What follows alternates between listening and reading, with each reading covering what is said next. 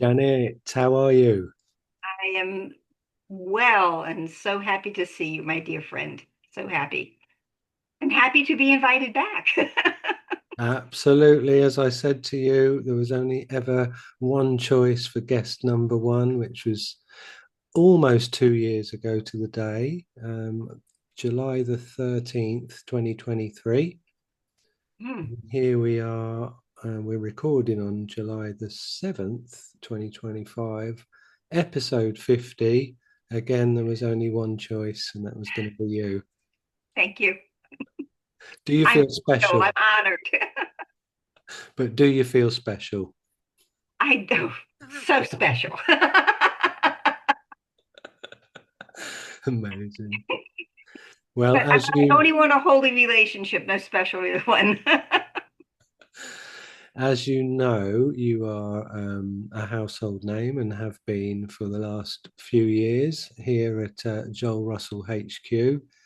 No surname required when the word Janet gets spoken in our house. We're referring to you Oh, thank you. And how often does that happen? frequently. Oh, okay. Yeah. Okay. Yes. So, just to bring people up to speed with our relationship, when I did that uncommon to me, but common to everyone else, activity of typing in A Course in Miracles in 2020 on the internet. I'd never even thought about doing that before. And it took me to YouTube and it took me to your channel. Oh, And I think that was probably like, I would suggest that was the end of 2020, maybe somewhere like around October. And I mm, was following your daily videos and we started communicating because obviously you're super responsive and you are excellent at returning comments and speaking to people. And then I started the workbook with your daily lessons and your guidance for, I think I did certainly did 2 solid years with you, like 21, 22. And then I carried on in 23 on my own, but I think by the middle of 23, I stopped doing the lessons. I remember counting because I'm a stickler for counting and stuff. And it was like, oh, I'm on lesson 947 today. Just kept going with it. And then without consciously choosing to, I found my attention shifting to like the text, mm, some of the pamphlets, because I'd never even knew about all of that stuff prior uh, to 2020. And so yeah, so everybody knows that's how we come to meet one another, and your daily lessons were absolutely essential to me. Thank you. Thank you. I did the lessons on YouTube for 5 years. I've got like 1,700 videos on YouTube. Uh, this year I did a playlist and then I pop in for a lesson here and there. You know, some of my favorites, some of the giant strides, um, but I haven't been doing new lessons this year. I don't know if I'll go back to doing new recordings. I really want to do some different kinds of recordings, but it just hasn't. There's been one or two, but not as many as I would like to have done. Got so many different things pulling me in different directions. So, but when I do the playlist, I go back to the previous 5 years of that lesson and pick out the ones that I think were, oh, that was a good one.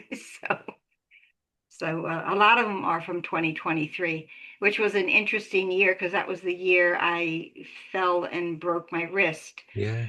So a lot of the, several months of the lessons have me in a cast. Mm. and closing the video with Namaste, and you see this pink cast. I remember. Yeah, but but and I don't remember how, but I didn't miss a lesson, even with the operation. I don't know how I did that.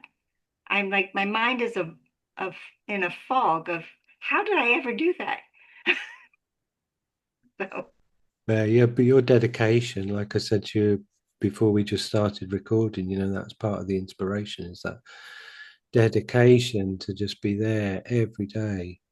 mm, Amazing. yeah, well, the course came to me in 1991, and it has been with me ever since. And my first book is all highlighted and tattered, and pages are falling out of it. I have others. I'm not the poor church mouse. I have a new book, but there's something about your first, right? and it's just like it has an energy to it that when I'm looking for a specific passage or something, I find it very frequently going, oh, and I remember it's on this side of the page, not that side of the page. I don't know how I do that, but it's, and I have classes now on Zoom every Tuesday and every Friday night. And the Friday night class was the first class, and it used to be in person, and then there was COVID, so then now it's on Zoom. Um, and I say, I can't think of doing a Friday night that doesn't have a Course in Miracles class in it. It's like, what would I do? So anyway, How do you prepare for the classes, or do you not? um, but the Tuesday classes are on the text. And Mm. so I do a lot of rereading on the text and going back and forth and pulling out sometimes lessons that blend in with that section that we're reading, or other um, passages and other parts of the text to weave them into. The thing I love about the course, one of the many things, is how cohesive it is, Mm. and it's consistent. It doesn't tell you something on page 5 and then contradicts itself on page 105. So I love to, bring in, okay, we're reading this, but remember we had this over here as well. And when I do the YouTube, the videos, when the lessons, I'm always weaving in, bringing back old former lessons. I really think the first 50 lessons give us everything. Yeah. And then it just, from there on, everything is just expanded and broken down. But we can see in, um, well, for instance, tomorrow's lesson, I feel the love of God within me now. We can find lesson 46, that God is the love in which I forgive. We can find lesson 32, I've invented the world I see. I mean, there's just these other lessons that fold into it. I'm, mentioning, because you've heard me, a spiritual tapestry that we're weaving together. We're weaving all of these lessons and all of the texts together to form this wonderful tapestry that we can enfold ourselves in, Mm. like, the biggest blanket of comfort there ever was. And so for Tuesdays, I do a lot of preparation for the Friday night class, because I've been doing the lessons for these many years, like since 1991. I feel pretty comfortable with them, and I can pretty much just jump in to whatever lesson it is. I put it out there to my core group. Which ones do you want to go over? We're always doing the lessons of the week and a Mm. review of those. So I say, which ones spoke to you? And then, of course, sometimes when I have a favorite lesson, I just usurp their view and just do the one I want. But but I try to blend in everything. And as we were saying, before you hit record, a class without laughter isn't a good class. We have to laugh, because laughter is how we got into this mess, another fine mess you got me into, uh, that, that the Son of God remembered not to laugh. So we have to laugh. That's how we find our way home, through laughter. And laughter just rises us up, and it makes the whole pathway home so much easier. And also, when we laugh, we're always in the now, because when we're laughing, we're not thinking of anything else. And that's why laughter is so healing.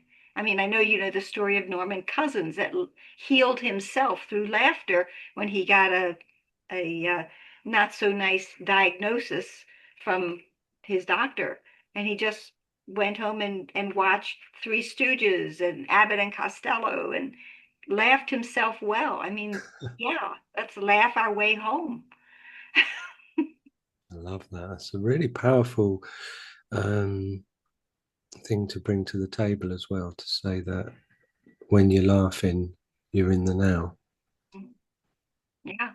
Mm. And it's just like, there's just certain things that when we're doing them, and meditation also, that we go into that space, we try to go into that space where every other thought is just, no, I don't need that, I don't need that, and we're just here, I'm here now. And laughter does that, but laughter does it very easily. We don't even have to think about it. We don't have, I don't believe we have other intruding thoughts when we're laughing. We're laughing. So, and enjoyment, we're supposed to be in joy. So, anyway. Yeah, I'm lucky that yeah, I think thinking all the way back to the origins of my childhood, and laughter and humor just being prevalent all the time and everything, and despite the heaviness and the traumas and the difficulties, it's just always been part of the language, really. But without the piece that the course helped me to reconnect with, the laughter was beautiful, but I'm going to say not as beautiful, because it's maybe not masking anything now, but rather accentuating. Yeah, yeah, that makes sense. That does. So, And yeah, I was explaining to you that I normally have a notes folder on my mobile that I draw inspiration, or I'll think of something, or I'll be watching a future guest's video and I'll think, oh, that was brilliant what they said, or I want to make a note about that, or I wonder what they think about this. And I've not so much done that. As things have evolved, I've got, and again, maybe as a musician, I like to do a lot of improvisation. mm, And again, that ties in with what you're saying about laughter holding you in the moment. There's a danger as a musician, that you're not present when you're just repeating something that you've drilled into yourself, both physically and mentally and emotionally, and you're just working from the past and making a carbon copy of that in the moment. Whereas when you're improvising, you have this thing of like active listening, where you have to poise your attention in that moment and hear where the notes are coming from. You actually have to listen as well as play. right. Um, and that makes it really powerful and a really beautiful meditative experience for me. And also because there's no safety net of like going looking at a song list and going, right, I'm going to do track 5 and then I'll do track 7 and I'm going to do that song off that CD, and I'll do that there. None of that's there, and you're just in front of people and it's like this is happening. I kind of like that lack of safety net, and I think maybe some of that seeped into doing the podcasts, but not consciously. I don't think I thought, oh, it's time to bring those principles and those preferences for my own taste to this. So further down the line, I'm not so much bothered with the notes, but I did have my folder of Janet 2. And there was a time when I thought, oh my God, yeah, right, I really want to talk to Janet about that. And I opened up Janet 2 notes folder and I'd already written it in there. It's like, wow, oh, well, that's cool, isn't it? And what it was like in part of the work that I've had to do to to heal and to sort of realign myself. There was a number of different therapies, things outside of the course that I was doing, and one of the things was with a holistic therapist, and somehow as well, which I'm sure you would be familiar with as well. It's like when children have had experiences, it's not until they talk about them to someone else Mm.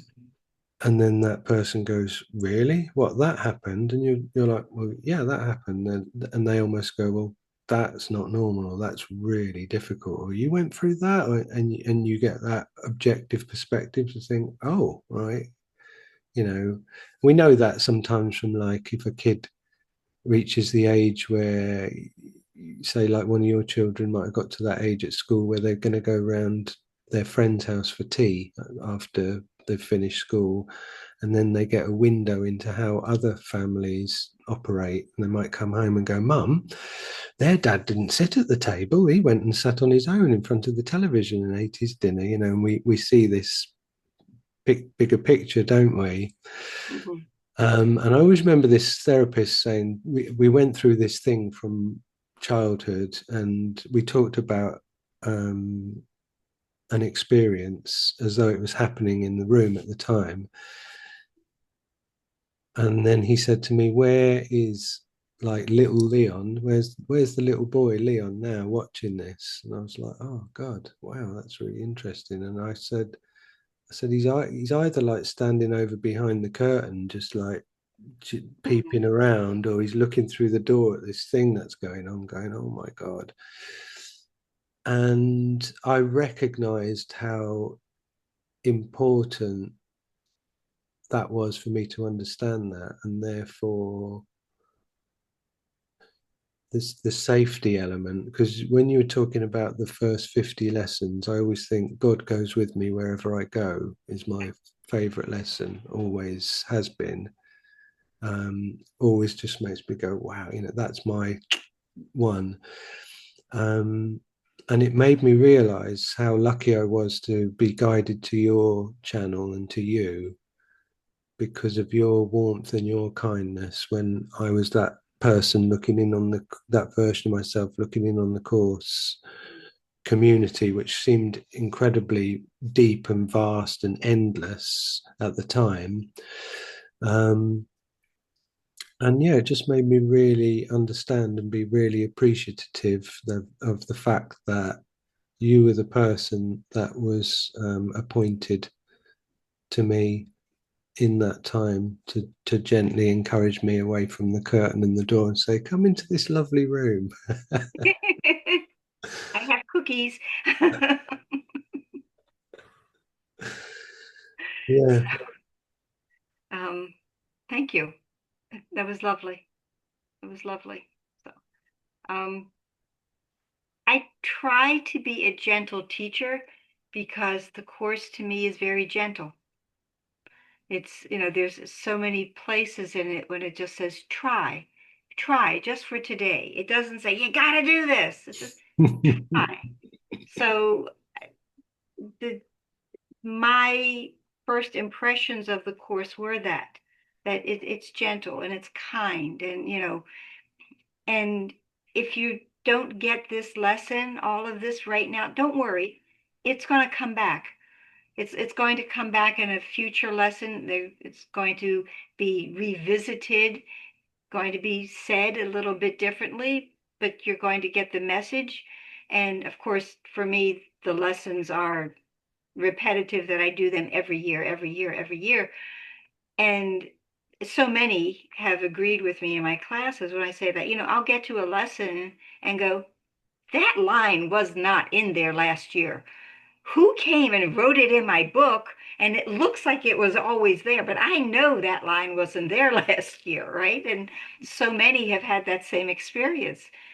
But of course, I wasn't ready to see it then, so it only gives me what I can understand and absorb at any given time, but it's going to come back and very gently give me a little bit more and a little bit more until it's it's easy to understand now, and it's easier to to share with others now. So, but so I just try to I try to be gentle because I feel the course has been gentle with me through all these years. So, Gorgeous. Yeah, gentle and light-hearted, but also deep as well. oh yeah, You take it deep, don't you, as well? I think so. I think I do. I think I try to Im imbibe that and then extend that, Mm. um, it- because the course is so layered. It is so deep. And and again, the message is so consistent. It's so consistent. you Mm. know it- the language in it is so beautiful about the path and bringing us home, and then like tomorrow's lesson, talking about an ego, and like the bony fingers, if hatred finds a place within your heart, you will receive perceive a fearful world held cruelly in death's sharp pointed bony fingers. I mean, I could see that, right? And with the long fingernails, it's like, oh my gosh, no, I don't want that. I want a manicure. So it's just like I don't know. I sometimes I realize I say it more than I thought I did as I'm going through previous years of lessons this time, and putting them on that playlist on YouTube. And so many times I go, I love this course. I'm just like, and I'll say, this is a great lesson. Like I've never said that before. And then I say it the next day and the next day and the next day. This is a great lesson. So, and they're just great. So it's, Well, I've I, said that to you many times that your love of the course is so infectious. mm, I testify to that firsthand. It really is. thank you. It that's a good infection, not a COVID kind. So, um, and you said something before when we were chatting before you hit record. I mean, I never thought that this would be something that would come into my life, and I would be doing this. You Mm. know, Never said, "Oh yeah, when I grow up, I want to be a spiritual teacher." No, no, I didn't say that. I want to have a YouTube channel. No, no, never said that. So, um, but as the course tells us, like everything, well, the script was written, um, but everything unfolds for us, and we cannot but be in the right place at the right time.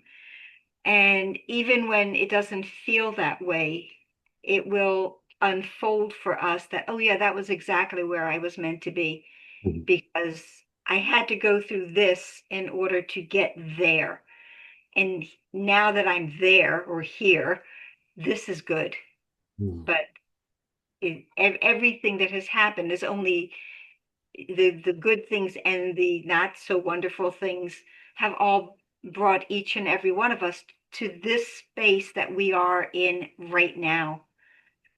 So I can't look back when, and there were, certainly parts of my childhood and stuff like that that I didn't realize how difficult they were when I was going through them because I didn't understand them.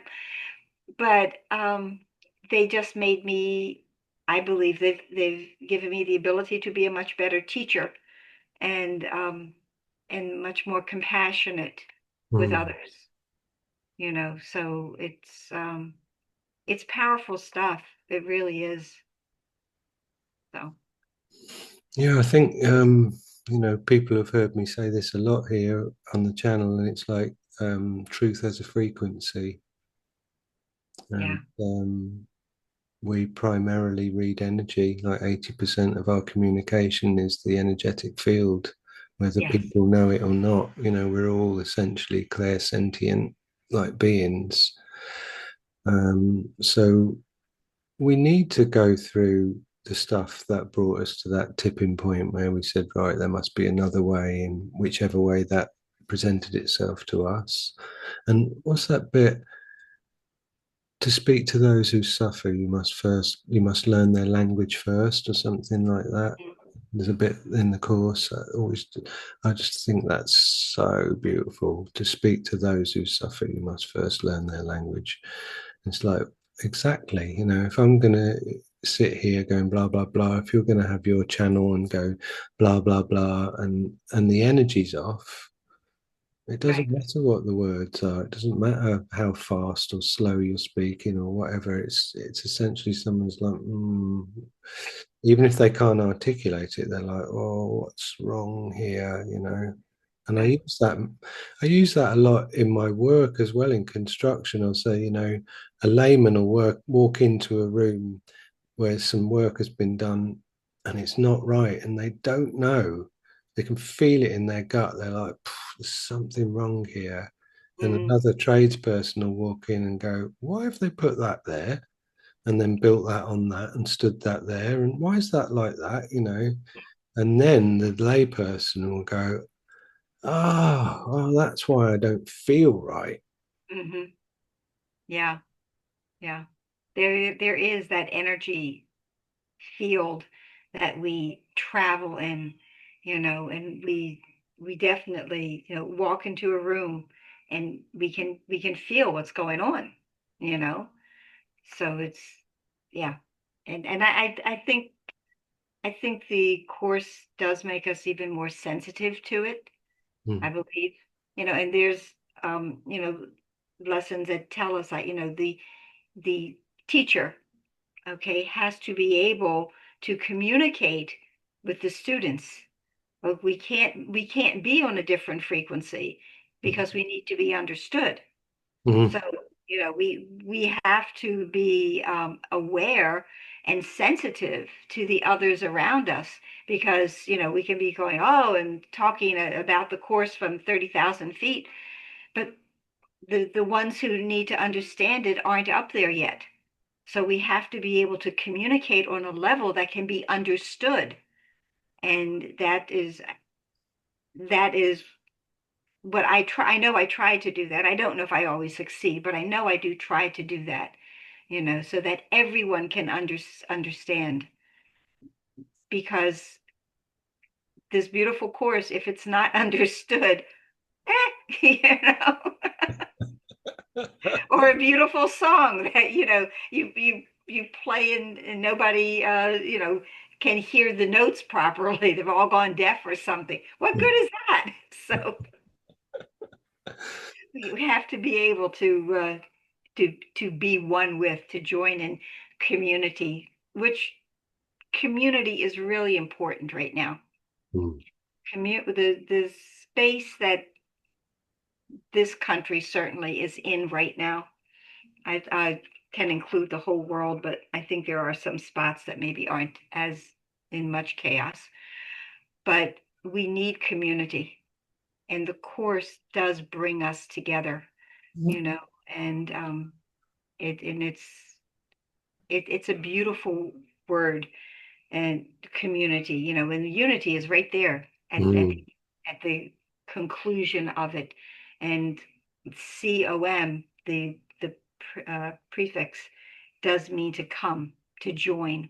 So we want to come together in unity. And the Course does that. And it's so necessary when there's so much turmoil and chaos and uncertainty around the situations. Certainly in this country right now, we need a place to go. We need a place to go. And, the classes or churches, sanctuaries, meetings, just to come together with one thought in mind, to be one with each other, at least for a certain, an hour and a half or so, Mm. and just to be in a space of union, that we block out the other things that are happening or seem to be happening, so that we can find that space that we really want to be in, you know, which is Wow. joining. Wow. So, Common unity. yeah, yes, Mm. Amazing. And also, doesn't that, that's a big part of your teaching is to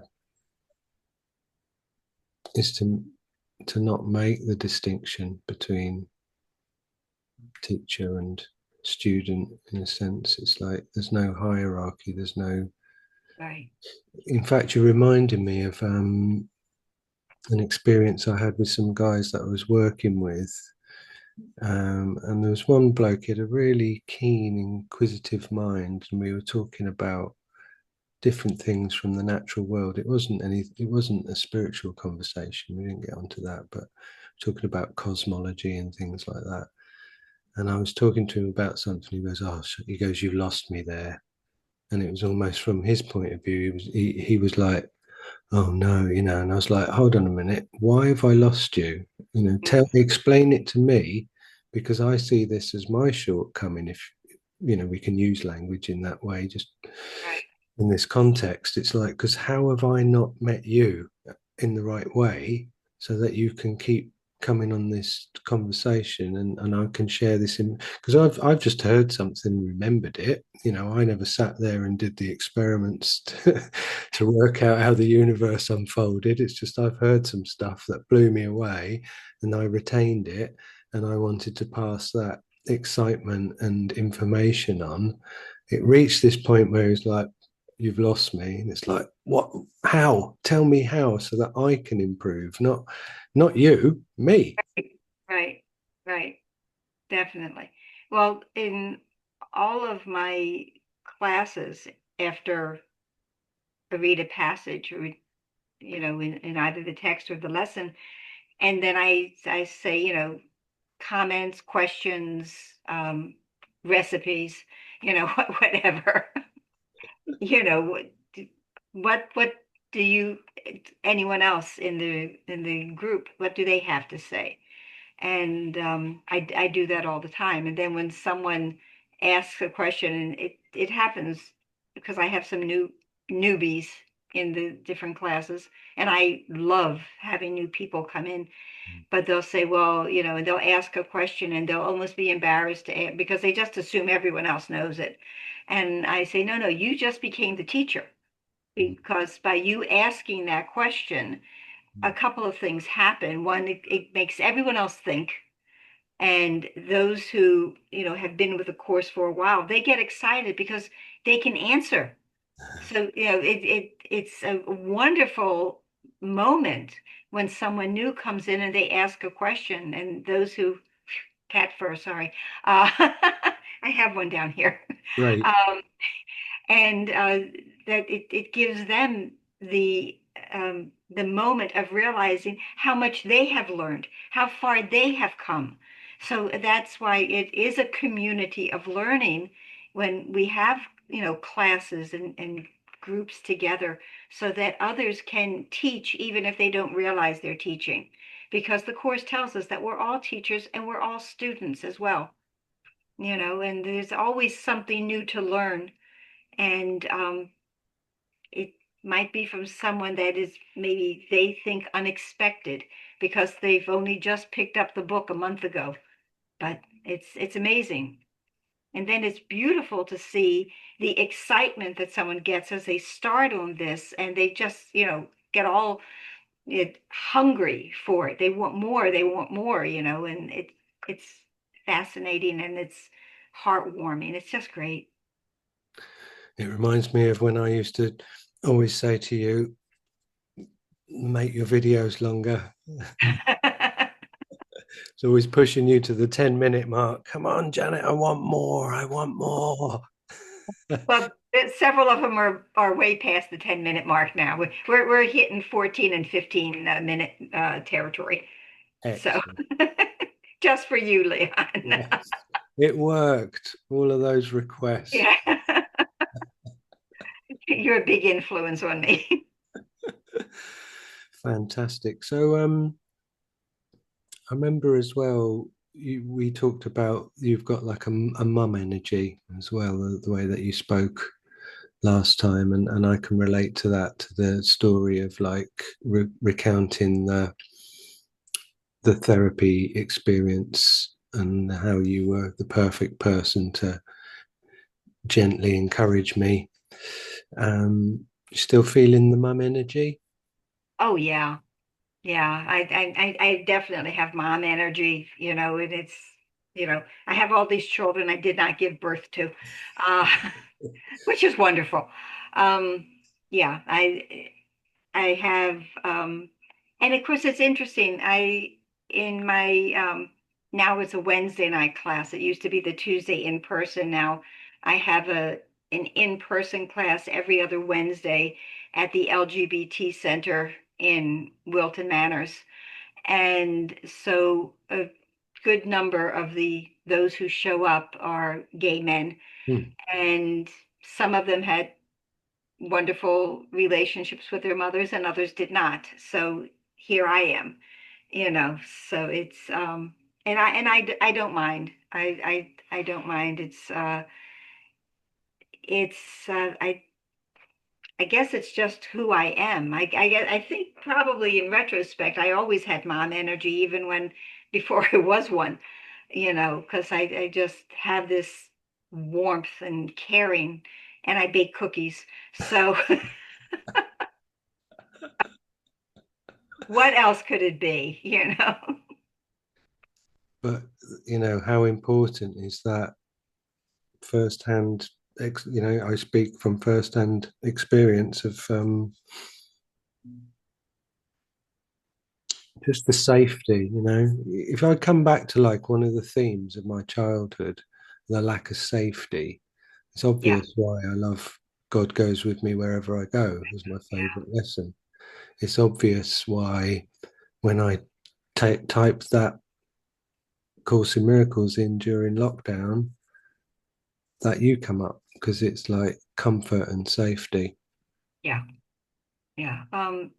Every gathering, I used to speak about it. I don't all the time now because people just have that feeling. It's a sacred space. Mm. It's a sacred space. When we come together to study the course, it's sacred space.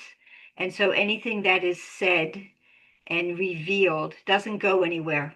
It's like what happens in Vegas stays in Vegas. What happens in A Course in Miracles stays in A Course in Miracles. So you don't have to worry about someone is going, oh, you should have what I heard and this and that. No, it's sacred space because it's a healing space, so it has to be sacred, and so we don't take anything out of there and share it otherwise. So if I feel safe, I can share. Okay. And so that's why that has to be established. So and I guess that's also maybe part of the mom stuff as well, Mm. you know, but, Does that need to be spoken then on a Wednesday, or is that just a given, a felt, tying everything in together, what we're talking about? Someone reads the room, they get the vibe for you with your mum energy and your gentleness. Is there, if there's some new people or one new person, does it need to be spoken about and say, right, this is a safe space, or is it a given, or what? when there's new people who show up and when they start to do some revealing, Mm, we're talking about something very personal, and I let them know then that it is a safe space. And this you can say whatever you want. It isn't going anywhere. mm, Okay. So that is it's it's known by those who are the regulars there, but I reiterate it when there's someone new who comes because they may not realize it. Mm, So, and there's a lot of friendships mm, that have, come out of these groups of people just, hanging out together, going to the movies together, and it's like, yeah, that's, well, again, community. We need community. And, sometimes people don't have a lot of connections outside of ACIM and their groups that they go to. mm, And so, I'll say, well, we're want to go see this movie. Want to come? mm, And so, well, can I invite? Sure, the more the merrier, and we need that right now. mm, There's, knowing that God goes with me wherever I go is wonderful, but sometimes people want, you know, someone to share the popcorn with. So mm, that's okay too, and yeah, it's just wonderful. It really is. It's so many good friendships have come out of the these course groups. mm, So that makes me feel happy. absolutely. And also, think about I think about that terminology of the self-study spiritual system, the perennial philosophy, and Yeah. all the stuff that's written on the cover of. I don't know if it's the big blue book because I have a big green book over in England. um, but with all of that said, and what we understand that to mean, that's like, you accept your part in the atonement principle, you do the undoing, you stay in your lane and do your undoing Mhm. and demonstrate that you're not an ego. But jeepers, when you do talk to other people about it, I remember Bruce Rawls saying, the words just like leap off the page. You could have been reading something over and over on your own, then you Right. read it in a group setting or with someone else, and very much echoing what you're sharing, the excitement, somebody wants to talk about it, the humor, and all of a sudden you're see this is not just words on the page anymore. You actually get it and you see it and you're like, oh, wow, and we've had I've had a revelation since you and I were talking when you said about being happy keeps you in the moment. The recording I was doing on Saturday and with a couple of guys that we do the manual together, one of those said something. I was like, wow, it happens in real time. Those Yeah. expansion of understanding. Well, funny language. You've got to you find yourself being really careful with language because, like I say, expansion of understanding. It's like, well, that means it wasn't always there and isn't always there. It's like the removal of the blocks, really. Yeah. A bit more fog dispels, and I'm like, oh, the light. Right. Right. Boing. Those aha moments.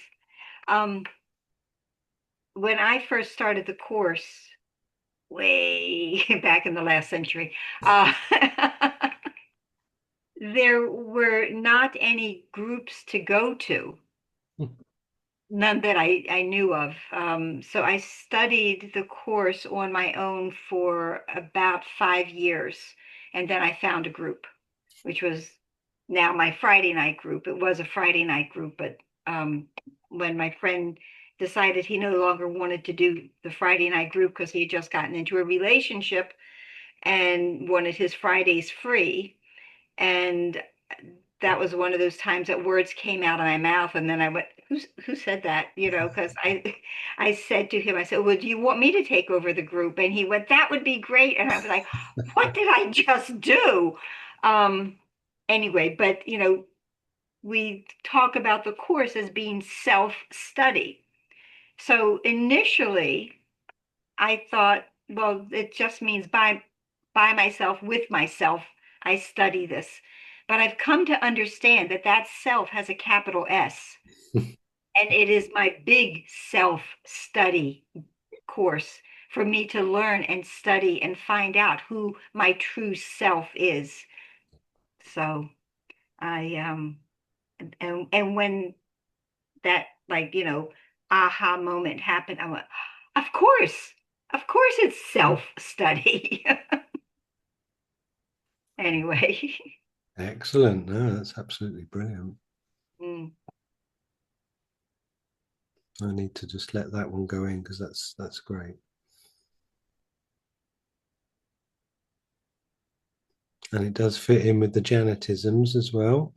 it does.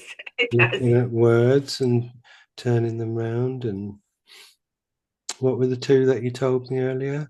That no one's been dragged kicking and screaming into enlightenment. And then the other one is the question, are you getting most of your exercise by jumping to conclusions? Brilliant.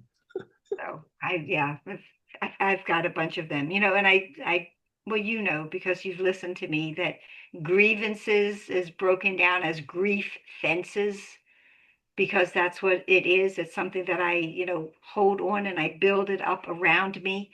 So I have to take those fences down, because they're holding my grief in. Mm.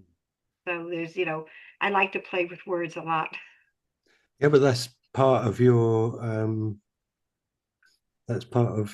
unique vantage point, And again, look at how saying grief fences, how simple that is and how clear. Hmm. Do you want to? You've had to read the course like for 35 years and read passages and passages about grievances and special relationships and holy relationships to be able to say grief fences. It's really important So, well, because and those playing with words also, I think it does help with a lot with understanding, because it even gives a visual. mm, One of the other things from the group with that was mostly gay men, many of them have had difficult relationships with organized religion. yeah, Okay, I can't tell you how many have told me they're a recovering Catholic, mm, uh, or Baptist. So the word salvation didn't work, because every time we're reading and the word salvation would come up, it would be like, the body would tense. mm, So we came up with using and substituting the word freedom. The freedom of the world depends on me. mm, Okay. And that works, because that was more understandable, because salvation also can be sort of a term that, do I really get it? Do I really know what salvation is? But mm, I understand freedom. I That's a very clear word. And the course actually does use freedom with lessons about salvation as well, so I'm not rewriting the course. um, but I'm just it I again, if the message isn't understood, it's not a good message. Even no matter how brilliant it is, if it's not received, I haven't succeeded in giving it to you if you don't understand, if someone doesn't understand it, you know? So, absolutely brilliant. And I can definitely relate to that word and what you're describing about, salvation. Oh, I better look it up. Do I even know what this means? And to replace that with freedom. And I think that's thematic to some of my experience of the last, the majority of this year. I've found myself,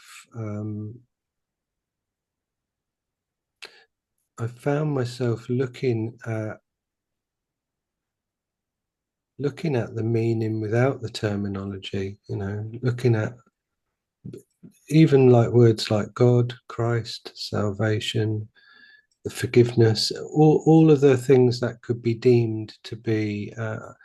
In fact, I'm just realizing now why, which is brilliant.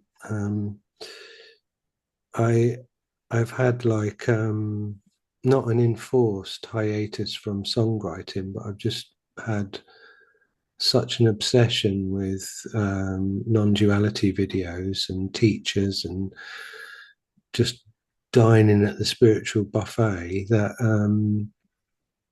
for quite a few months it's like, no, not interested in music at the moment. um, and then I would suggest in the last couple of months, oh, because I've got a performance coming up, we're having the first Course in Miracles festival in the UK in September. Oh, how wonderful. Yeah, and I'm That's going to exciting. perform some music there. So I think that motivation of like, dude, you better go and remember how to play guitar. And then because of the active listening that I was talking to you about, where I have to go, oh, right, okay, I can't I can't do what I'm doing, which is go down to my studio, let's say 3 nights a week, play for 4 or 5 hours and not write something new. Right. I Mm. just can't, because I'm not replicating stuff from the past. So how can I not find something new will be revealed to find myself playing it and I'm like, wow, that's beautiful. And then start to hear a vocal melody. And then what I do is I come up with some mumbo jumbo at first, like Janet's jumper, Janet's jumper. If it scans properly with the melody and it's got the right amount of symbols, and then I'll let that just sit, and then I'll think about the feeling of the music and like, what is the vibe of this? You know, what's it about? Is it hopeful? Is it about discovery or da da da? And then I'll change Janet's jumper into always seeking, always looking, what you know, and then it'll start to take shape.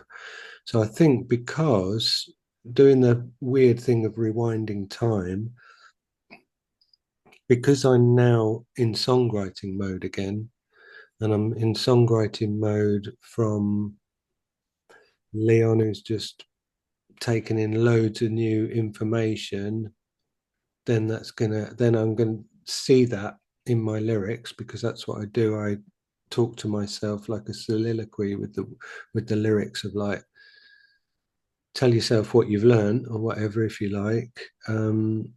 And because I present it on a bigger scale than just our course community, that's when I try and get to the core essence of what it is.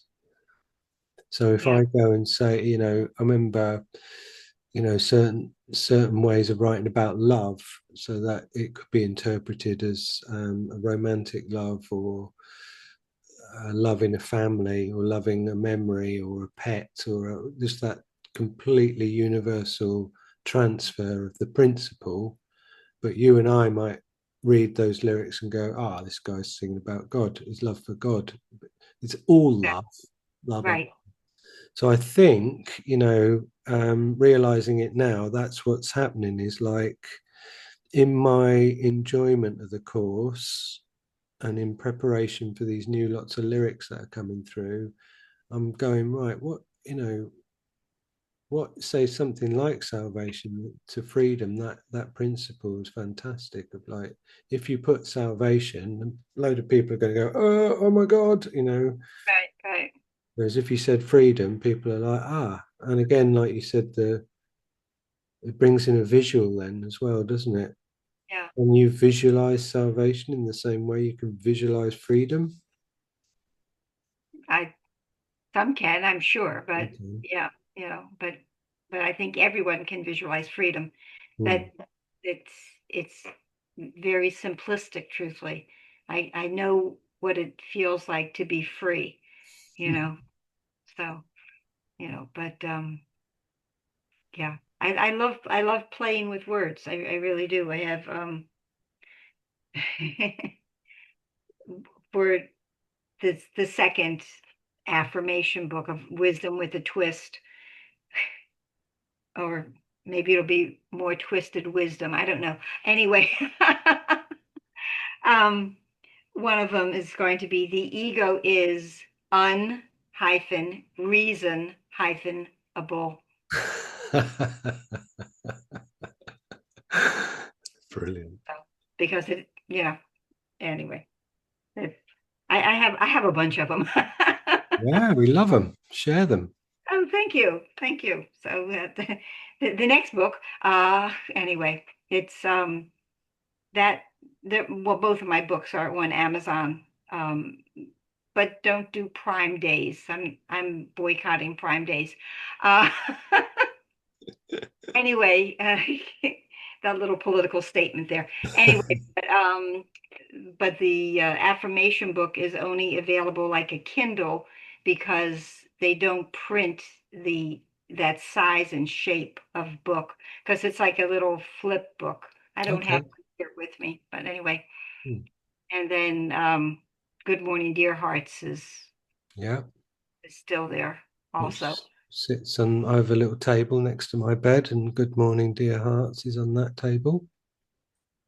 I'm going to start calling them nightstand books Ah, it's good. because I tell people that you can read a story and you won't get nightmares Mm, because they're before you go to bed. They're just little short little feel good uh, yeah. missives that have come out of this. Yeah, the one that stays with me is you and your mum cooking. Yes, Hmm. yeah, What's that and one? yeah, well, it's about her crab cakes. That's it, crab cakes. Yeah, because she came from Baltimore, Maryland, Right. and crab cakes are very big, and every woman, every cook has their own recipe. And she gave me her recipe with the instructions: do not give it to anyone ever. Don't share it. That was before I had children. I could give it to my children if I had children. Um, but because I love to cook and I have had multiple years of Bon Appetit magazines, I'm going through them, and there was another recipe for crab cake. So I thought, well, let me try that one. But I misread the recipe because it had panko breadcrumbs in it, Okay. and you were supposed to put half of the mixture in with the crab cake mixture and save the other half for coating them to fry them. And I misread it. I, wasn't paying attention, and I put all of them in the mixture, and I realized my mistake. And I always feel my mom when I'm in the kitchen. It's like there's a real close relationship there. And I said, Mom, why didn't you tell me? And I heard in my head so clear, it's not my recipe. That's it. You're gonna go grow here on your own. So anyway, but I printed in there her recipe for lemon bars, which is always a big hit. So you won't get her crab cake recipe, but you can get the lemon bar recipe if you buy the book. So So the first book's in print, and I know that because it's on my nightstand. The second book is a Kindle, and the book you're working on now, Kindle again, because it's more of the Janitisms, or well, I'm doing two. I'm doing a second Good Morning, Dear Hearts, okay. um, and then I'm doing a second affirmation book. Hmm. So it's you know, and finding the time to write, like you're having, difficult finding time to write music. I've been having difficulty trying to write. I have since we last spoke, Mhm. mostly it was last year. I was going into senior residences and giving them lectures, presentations once a month about A Course in Miracles. Wow. Um, A Course in Miracles was folded into it, but it was topic driven. So it was like about forgiveness and trust and love and, relationships. And so I was spending a lot of time doing that and putting together the programs for it. Uh, because of budget cuts, several of them have cut back. So I don't have as many of them to go to right now. So I guess it's opening up a space for me to do some more writing now. Okay. I had been very occupied with that, and then just the busyness of life as well, and being a grandmother, and visiting the children. My grandson is kind of a savant, and he's he's out there. He comes up with amazing things, amazing things. He's 7.5, and he just we say, "How do you know that?" He says, "I just know that." The other day, he was asking questions about where's Texas from Florida and da, da, da. And then he said, Texas is 1,489 miles from Florida. That's very specific. How do you know that? I just do. So my daughter at a stoplight looked it up, and it's 1,481 miles from Florida to Texas. And I'm like, okay. He's quite a little human. So anyway, so I get to spend time with my two of my grandchildren. One is up in Orlando, so she's not close by. But yeah, and that's a joy. I mean, being a grandparent is an unexpected joy. Mm. Oh, So, I love hanging out with children. And, oh, if anybody has a party and all the adults are indoors and they want to talk about what they've read in the news and all the rest of it, it's like, see you later. I'm right. going to go and pretend to be butterflies in the garden with the children and run around. And, because again, it kind of echoes what you were sharing about the newbies at the course groups. It's like, it's what they give you access to. If you Mhm. want to go and hang out with kids who are like totally blown away by everything and their appetite for knowledge and life and fun, Yeah, guess what it's going to do? It's going to rub off on you. Not, I pretty much like to spend most of my time in that mode anyway, and so to go and hang out with the masters who teach you the way even more refined, it's like and how many times is children used in the course, like reminder, like you said about the gentleness of try this, try that. yeah, Children. exactly, exactly. So it's a wonderful gift, and again, unexpected, because my daughter married a little bit later in life, and had the wonderful experience of having two children, and my grandson was a total surprise because she was told she couldn't get pregnant again, Wow. and then he showed up. Yeah. Big time. He really showed up. He's really shown up. He has indeed. So, yeah. So so how do you look on your refinement, of like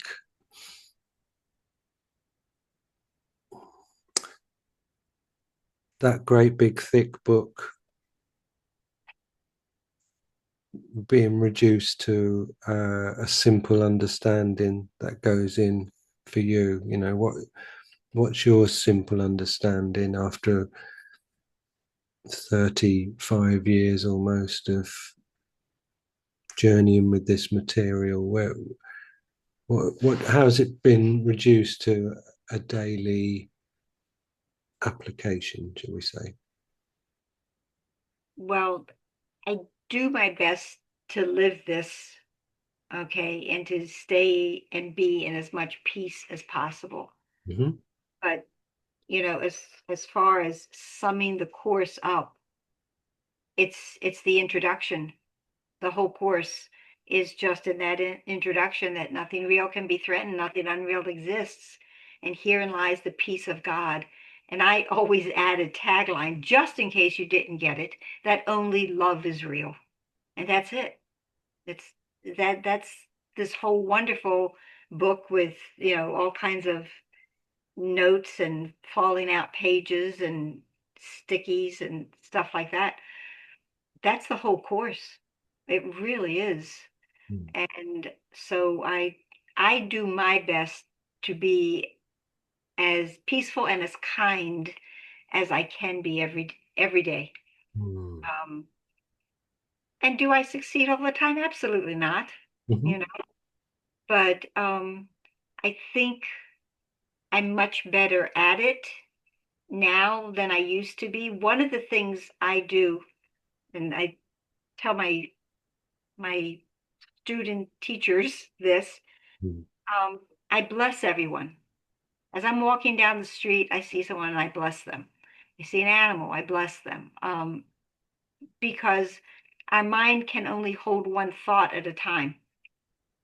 The science has proven that we are much more able and akin, I don't know, I'm not sure the right word I want to use, to monotasking rather than multitasking.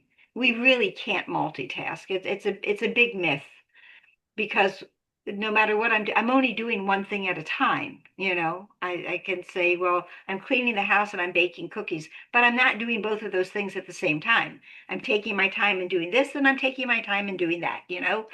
Um, so because our mind can only hold one thought at a time, and the ego wants to immediately judge everything.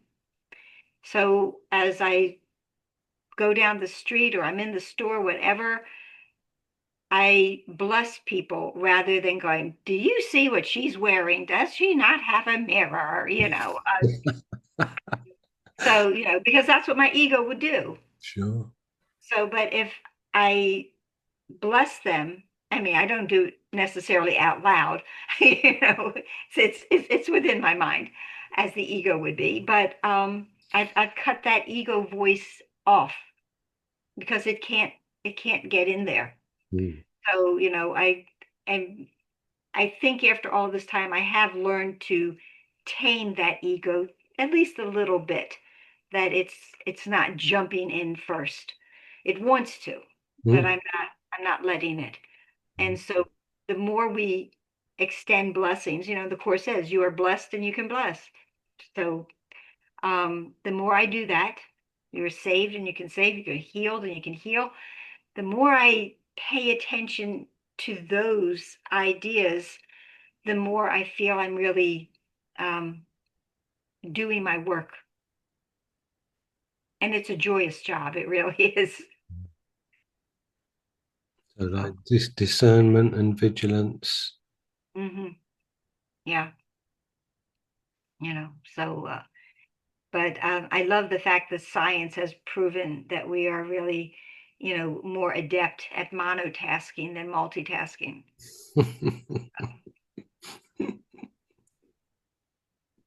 And that has caused, a few people to not like that. They like to be able to think of themselves as being able to do multiple things at once, you know. But let's face it, if I'm driving, I'm best to be paying attention to I'm driving and not anything else. So, And what would you say for, let's just say that a new teacher student has come along to the in-person class on Wednesday and they're looking at the mountain in front of them to climb. What's the little sort of encouraging capsule that you would use I, to incentivize them or something? I tell everyone to be gentle with themselves, Mm. you know, um, because I have a new student that is coming, and she's very enthusiastic, and she wants to understand all of it at once, but then it becomes overwhelming And I just tell her, be gentle with yourself. No one in this class, no one that I know got it all at once, so take time with it, breathe. We stop breathing so often. When we get upset with anything, we hold our breath, and breath is wonderful because it's that liaison between the body and to spirit. We breathe in spirit, and we allow spirit in through us, as we inspire. And of course, when we stop breathing, we expire. But but to have some grace and gentleness with yourself when you're trying to learn this, it took me many years to really be comfortable with this. And I had some amazing experiences when I first started the course that let me know that I was doing the right thing, but also kind of scared me because I was having experiences and like being precognitive of something going on, and started to see lights around people and colors, and I was just like, and I said, Holy Spirit, please take this away from me because I can't do this. And it went away immediately. Immediately. Everything that was making me uncomfortable went away. And then years later, when I felt more comfortable with my understanding of the course and my path and all of that, and I said, okay, I'm ready now. And it all came back. Mhm. So, I had to be gentle with me, and everyone needs to be gentle with themselves. And, again, if you don't get it this year, you'll get it next year, or the one after that, or the one after that. This isn't, to me, the course isn't something. Oh, I did that. Like, I read through it one time and I put it away, and and I just say, so you're walking on water now, right? Uh,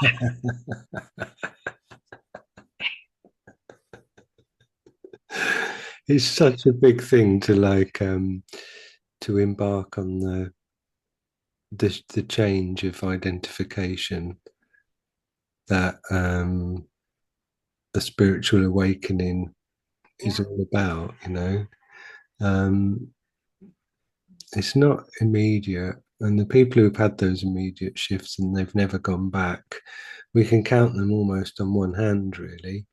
yeah. And they all had that same experience of, like, prior to it, it was extreme suffering or depression, or that it was essentially there must be another way moment where your will cries out to Hmm. yourself to see truth reflected back at you.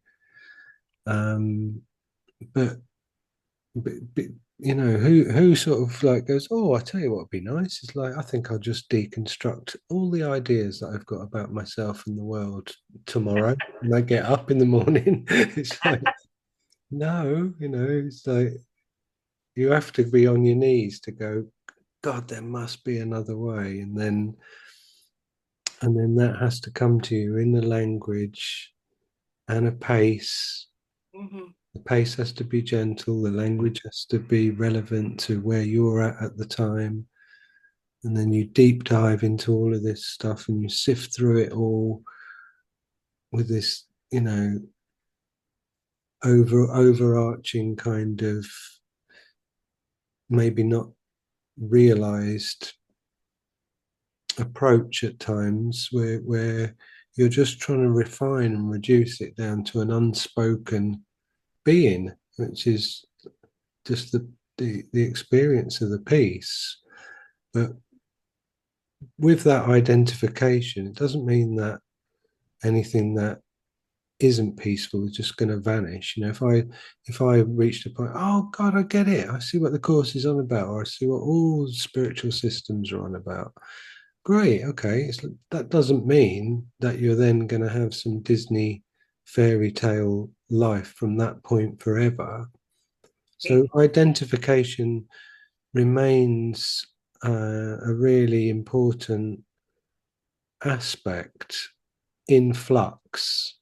Mm, And then what you do is like when you hear that ego voice go blah blah blah blah, you just go, oh yeah, that's the ego voice. You know, for me, when I couldn't make that differentiation, when the course come along for me and said, dude, this is you listening to this voice, or you know, the classic, there's only two emotions, love and fear, right. and the ego is the voice for fear, Holy Spirit is the voice for love. And it's like, oh my God, oh wow, you know, it's like that voice isn't Leon. Leon isn't me. I'm Mm, the mind that's dreaming the character of Leon.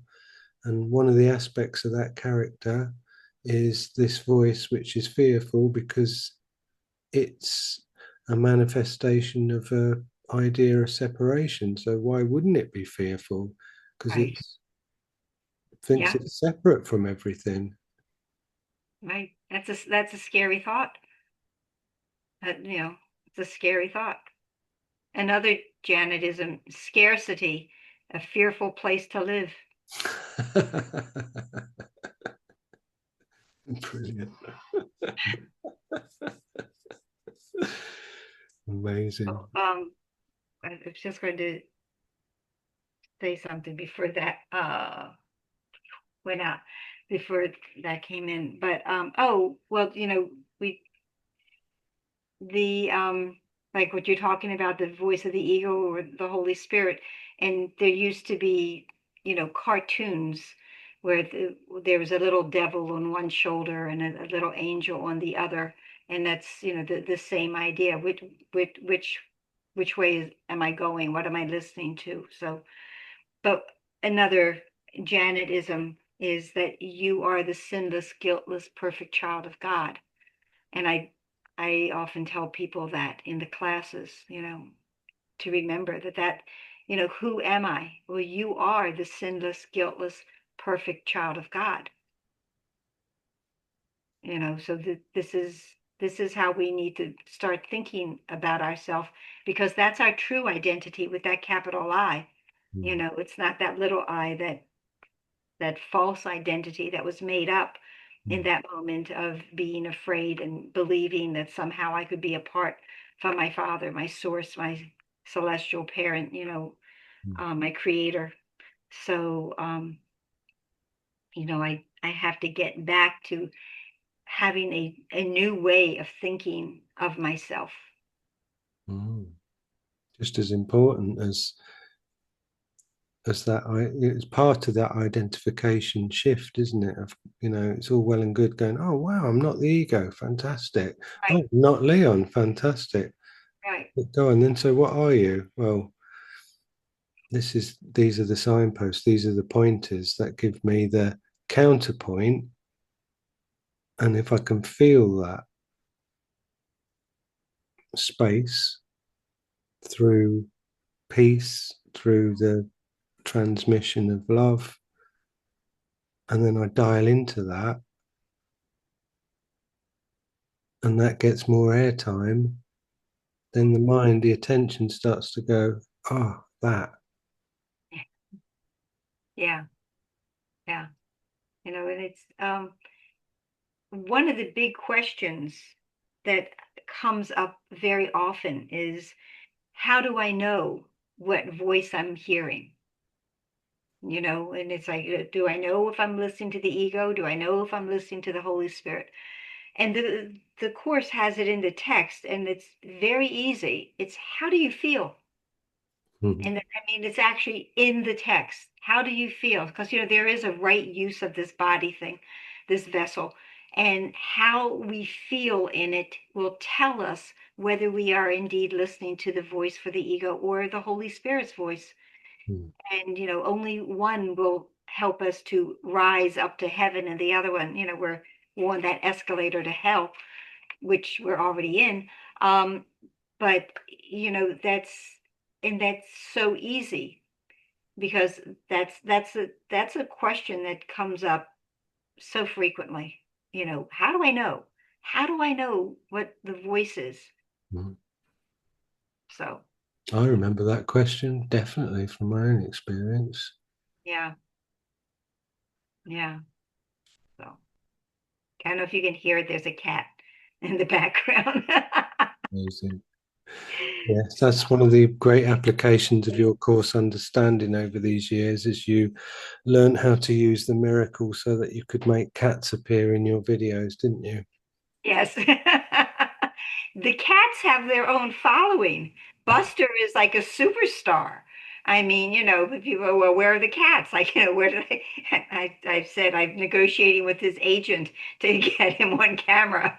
So, Oh, Buster and the daffodils. People used to always like be really looking out for the new flowers on the table, wouldn't we? yes, yeah, definitely. And I love flowers, and why wait for someone to buy them for me? I, Well, beautiful. I think, yeah, gentle, kind, joyful, making things understandable. The unicorns, we haven't mentioned the unicorns, have we? I remember you mentioned the unicorn. Yeah, they're in the back. They're on the golf course. Not everyone sees them. I will let you know that, but they do. They come to the back door for some oats. But yeah, lovely. Yeah, really beautiful.